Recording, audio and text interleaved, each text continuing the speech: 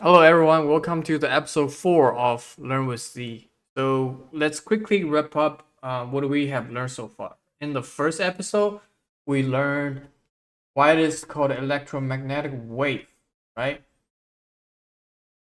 In the second, we talk about dB and some frequency, some range, some noise canceling, right? In the third episode, we talk about FSPL based on distance and frequency. The frequency is related to wavelengths, and the wavelength is also related to what? To the size of antenna, right? Or the effective aperture.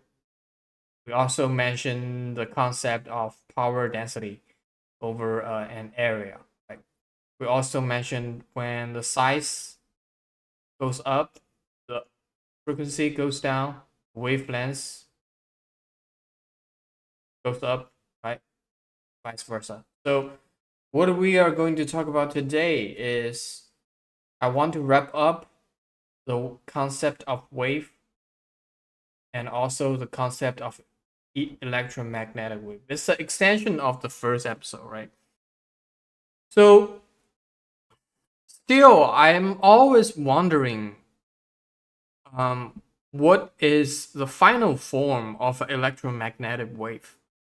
And I have done a lot of research. Um, Basically, all of the research, all of the content that I see online, they did not combine this two wave together. They just show it together. Because if you want to combine them together, it will be. I don't know this part that well. I hope in the future I can answer this better. But none of the graph show the combination of EM field. It's just kind of weird. If you think about it, yes, even one of them is electric, one of them is magnetic. They don't have a same unit, but just from the point of the ratio, they should be able to form a combined graph.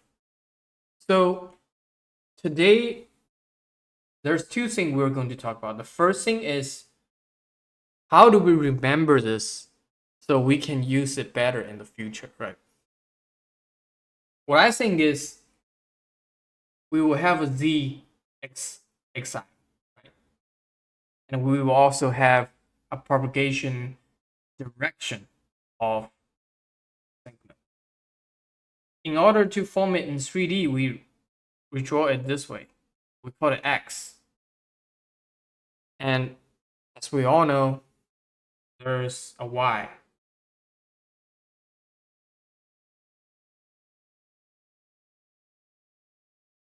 So for the electric field,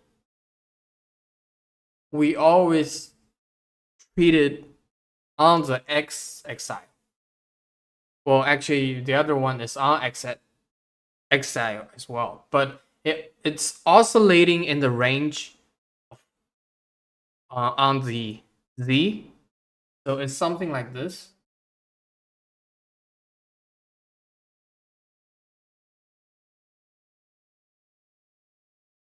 We call it E field. Okay. So for the magnetic field, the oscillation happening on the y. So it's kind of like this.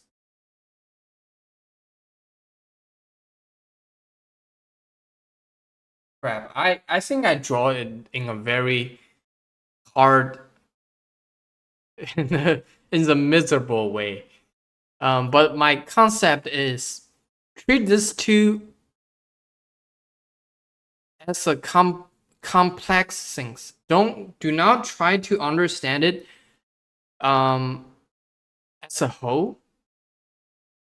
Just treat them in a very complex way, and that's If you want to have some further study on this, I recommend you learn some Fourier transform. That's a good way to plus and minus in the form of sine pseudo wave. Okay. This is what I can do now. I will try to improve on this. So the next thing I want to talk about is explaining the general equation of electromagnetic wave. So we usually call it varying with time, right? We'll call it xt because the propagation direction is on the x-axis. So we have a times sine 2 pi f t plus phase shift.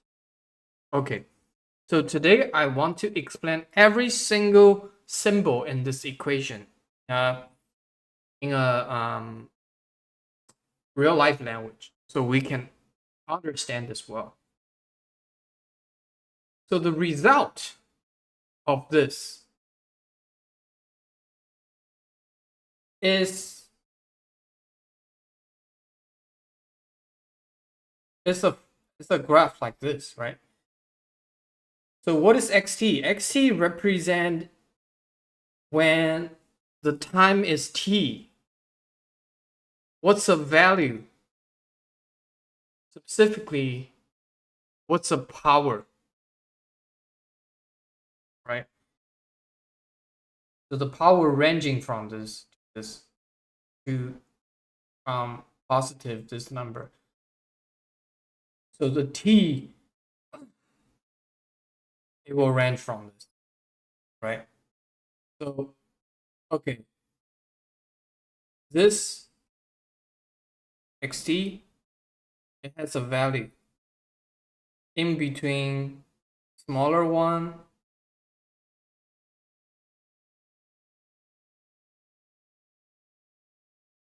to the bigger one. In this term, I'm just going to tell you what's the answer.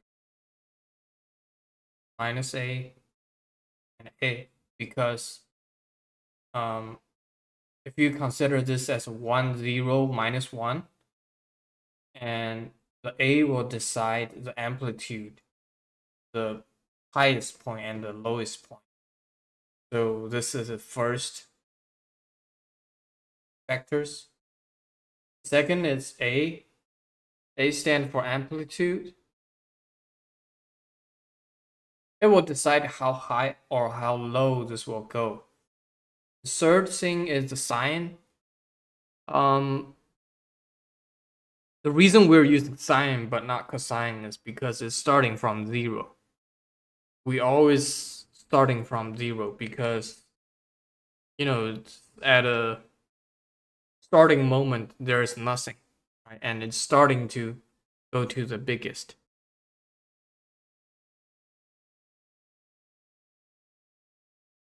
Next, we call it 2 pi f.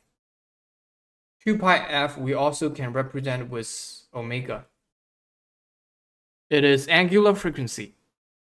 So f is in the form of hertz. 50 hertz, that means it's oscillating 50 times in 1 second. 2 pi f convert this into a form of angular. So it's kind of like a, I would say, okay, this part I need to do a little bit of research. This part, I think in the future, will be very important for me. So I will remember, make sure I work on this part. So the fifth part will be the time, because it's time variancing. 6 will be the fifth phase shift.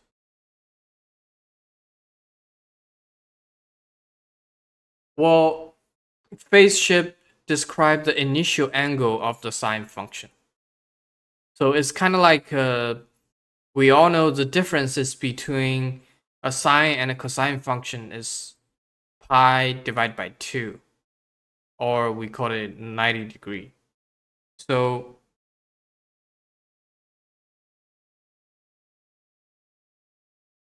this is a sine wave, right?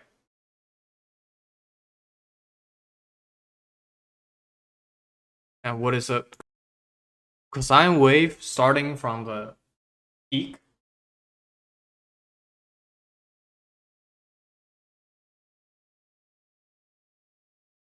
So if we draw it at the same time, it'll be something like,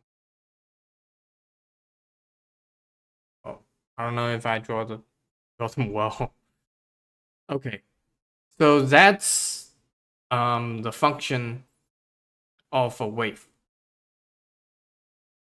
So I'm very happy that I review all the electromagnetic wave knowledge with you guys in the 4 episode, and I'm not sure if I covered everything, and maybe some of the concept is still not very clear. But I decide to move on, and next episode I will starting to introduce Fresnel zone and Fourier transform and Doppler shift, Doppler spread, Doppler effect. And I hope you guys will tune in. Thank you so much.